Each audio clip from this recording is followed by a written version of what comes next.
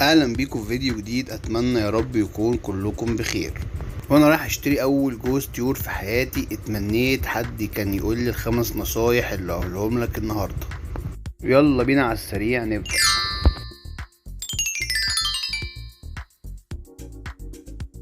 طبعا اختيار المكان شيء مهم جدا، لان لازم عشان تشتري طيور زينة لازم تكون عارف ان في طيور مش هتنفع تربيها في الشقة عندك، لان صوتها هيبقى مزعج جدا. برغم من ان شكلها هيبقى جميل لكن ما ينفعش تربيها في مكان ضيق او في شقة مثلا، لان صوتها زي ما قلنا هيبقى عالي وهيعمل ازعاج كبير. طبعا زي الروز وزي الفيشر ما ينفعش نربيهم جوه شقة مقفولة. خلينا كده متفقين مع بعض اللي احنا هنبتدي بنوع طيور يكون سهل في التربية، المشاكل بتاعته ما تكونش كتير، وفي نفس الوقت ينفع يتربى جوه البيت عندك. طبعا الملك هو البادجي. خلينا متفقين اللي انت كده هتشتري بادجي. دي اول حاجة اختيار الطيور. ميزة البادجي اللي هو هيبقى موجود بكثرة، هتقدر تشتريه بسهولة وفي الوان منه كتير وطفرات كتير، في نفس الوقت هتلاقي سعره مناسب. خلي بالك مش معنى ان انت ممكن تجيب جوز طيور مثلا ب 2000 جنيه او برقم كبير يبقى انت كده عملت حاجة كويسة. لا، البادجي سعره كويس وسعره مش غالي جدا، لكن في نفس الوقت انت لسه مبتدئ، فلازم تجيب حاجة تتعلم فيها عشان لو حصل اي مشكلة ما تزعلش.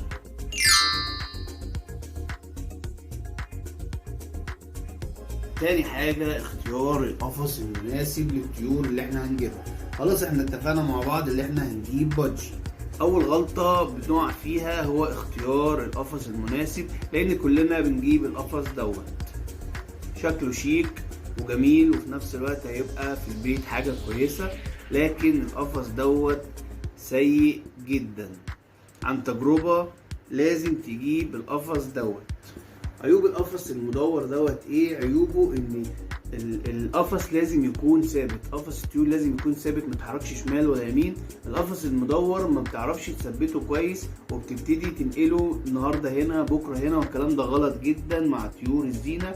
في نفس الوقت الدوران بتاع القفص ده بيخلي الطائر يشعر بعدم الراحة والامان.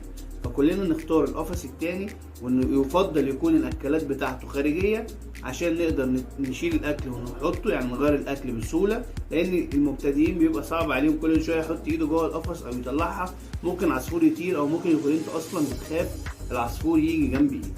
فكلنا هنختار القفص اللي احنا قلنا عليه وفي نفس الوقت نحاول نجيبه الاكلات بتاعته خارجيه، وبلاش اي اكسسوارات ولا مرجيحه ولا مش عارف ايه، بلاش الحاجات اللي بنحطها جوه القفص طالما انت جايب عصافير بهدف الانتاج، يعني عايزهم ينتجوا عندك، يبقى بلاش المرجيحه والسلم واللعب والحاجات بلاش نحطها في القفص خالص.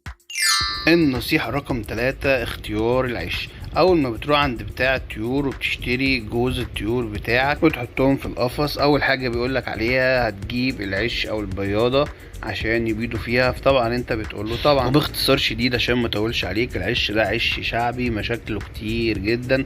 هات العش عش بدرج، ليه فتحات تهوية، ليه باب من فوق باب من الجنب، الفتحه اللي بيخش منها العصفور متجلفينه. وعشان ما اطولش عليك في الفيديو هتلاقي فيديو جوه القناه بعنوان تجهيز قفص الاسترالي بالطريقه الصحيحه، وهتلاقي كل مواصفات العش موجوده في الفيديو النصيحه رقم 4 تحديد عمر الطيور اللي انا هجيبها. خلي بالك مهم جدا اللي انت تجيب سواء الذكر او الانثى يكون عمرهم قريب من بعض، يعني ما اجيبش انثى كبيره واجيب لها ذكر صغير او العكس، لا لازم اجيب الاتنين سنهم قريب من بعض عشان وقت ما يكونوا جاهزين للتزاوج يكون الاتنين جاهزين مع بعض في نفس الوقت للتزاوج، وما يكونش واحد اكبر من التاني فبالتالي ما يتمش التزاوج او ما يقبلوش بعض.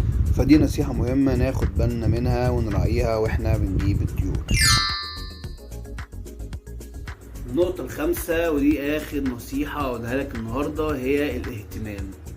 كل اللي فات هتعمل بيه ويبقى تمام، هيبقى فاضل لك حاجة واحدة بس هي الاهتمام بطيورك. تغير مية كل يوم، تغسل المساء كويس، الأكل تحط أكل بانتظام، نظافة القفص حاجة مهمة جدا. بعد كده يبقى أنت في السليم، يبقى كله تمام. في نهايه الفيديو اتمنى تكون استفدت من 5 نصايح اللي انا قلتهم لك النهارده. 5 نصايح دول انا كنت بتمنى الاقي حد يقولهم لي وانا رايح اشتري اول جوز طيور في حياتي، فيا ريت تكون استفدت مني. يا ريت تعمل لي لايك واشتراك للقناه عشان نكبر وهنكبر بيكم باذن الله.